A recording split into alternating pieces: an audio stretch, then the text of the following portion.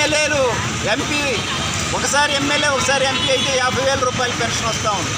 మరి ఇవన్నీ డబ్బులన్నీ ఎక్కడి నుంచి వస్తున్నాయి? మీ ఎమ్మెల్యేలు జీతాలు మానుకుంటున్నారా? పెన్షన్ మానుకుంటున్నారా? మీకు వచ్చే రాయితీలు ఏమీ కూడా ఒక్కటి కూడా లేదు.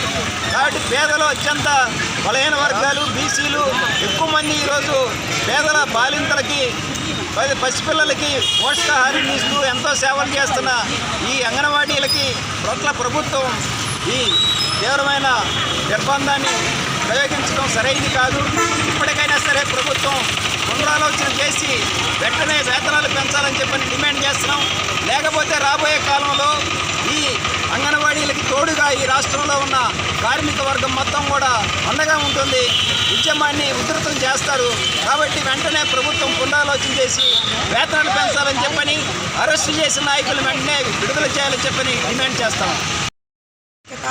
మేము వేటపాలెం ప్రాజెక్టు చీరాల అర్బన్ నుంచి అండి.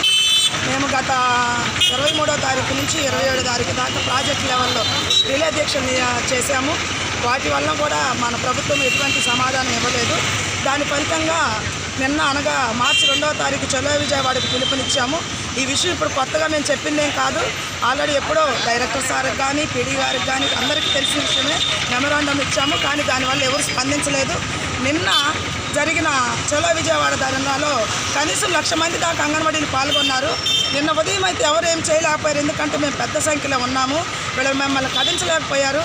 రాత్రి అయితే బలహీన స్థితులు అంటే పడుకొని ఉండి ఏకంజామున 3 గంటల సమయంలో మంచి నిద్రలో ఉన్నప్పుడు అక్కడ ఉన్న వాళ్ళందరినీ కదిలించి గందరగోళం చేసి భయభ్రాంతులకు గురి చేశారు.